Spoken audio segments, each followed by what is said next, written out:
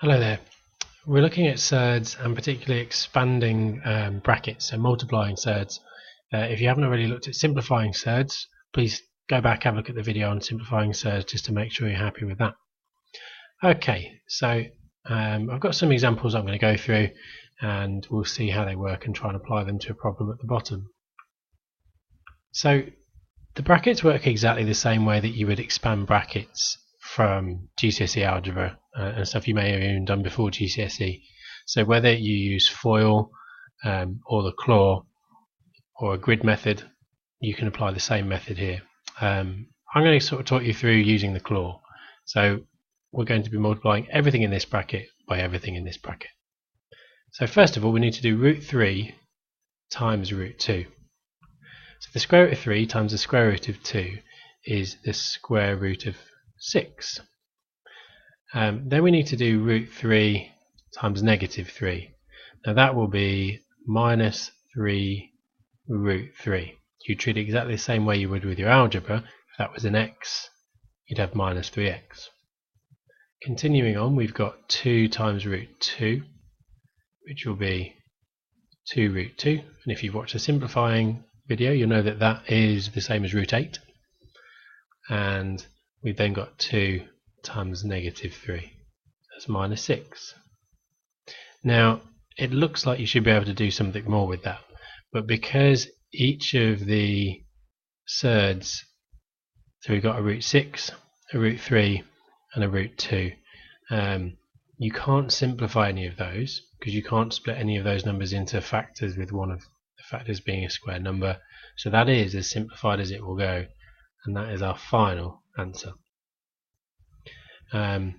Right, moving on to the next one, same process. We've got 2 root 5 times 3 root 2. So let's deal with the 2 times the 3, which is 6. Root 5 times root 2 is root 10. 2 root 5 times negative 4, so we've got negative 8 and then the root 5. We've got 3 times 3 root 2, which will be 9 root 2, and then we've got 3 times negative 4, which is negative 12. I suggest that at this point you pause the video and have a go at the next two and see if you can find an interesting pattern to these two in particular. So I strongly encourage you to pause now and then play once you've had a go at the next two. I hope I'm saying welcome back after a pause, and let's see how you got on. So multiplying these two out, we've got root 2 times root 2. Now initially you might just put that as root 4, and then notice that actually it's even more simple than that. Root 2 times negative 3, you've got minus 3 root 2. Probably willing me to go quicker if you got these right, so feel free to forward on and see if you got it right. 3 times root 2 is plus 3 root 2, and then 3 times negative 3 minus 9. Let's have a look at that. Root 4 is 2. Got minus 3 root 2 plus 3 root 2, and you'll see that that will cancel each other out, leaving us with 2 minus 9, which is minus 7. Now, presuming you've done the similar one with this one, if you didn't get that right, pause the video, have a go at the next one again, learning from any mistakes that you made. So we've got root 9, which you can probably tell is going to be 3, so root 3 times root 3 is 3. That will give us plus root 3, that will give us minus root 3, and that will give us minus 1. Once again, you'll see that the plus root 3 and the minus root 3 will cancel each other out, leaving us with 3 minus 1, which is 2.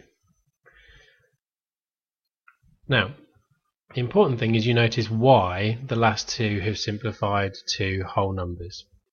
And there's a particular pattern that they're similar brackets, whereas one's a positive in the middle and one's a negative in the middle. And that's something you should be familiar with from GCSE, because it's the difference of two squares. So x plus 7 multiply x minus 7 will always give you x squared minus 49, because it cancels out the 7x and the minus 7x. So it's similar to that. It's quite a useful property of surds that allows us to take something that looks more complicated and make it more simple. So I'm going to show you how to do that with the next one. So this fraction here doesn't look particularly pleasant, but there is a way to simplify it. So what I'm going to do is I'm going to multiply it by 1, which is all very good and well, but I'm not going to write 1 as 1, and 1 is a very powerful tool in mathematics. I'm going to write it as a fraction, and on the bottom I'm going to put root 3 minus 1, and to make sure it's 1 I'm going to have to do the same on the top. So I haven't changed the value, I've just multiplied it by 1, but I've been quite specific in what I've decided 1 is going to look like.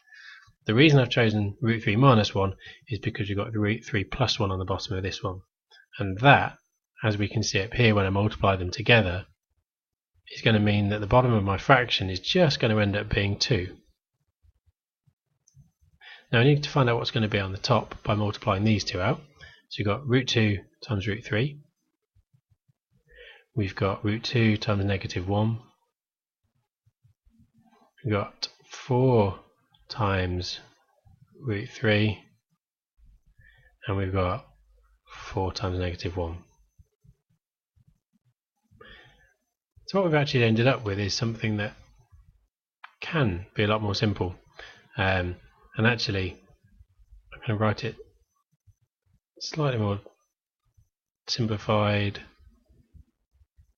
and leave the first bit over 2, but you'll see that there's a factor of 2 in both of those, so I can have 2 root 3 minus 2.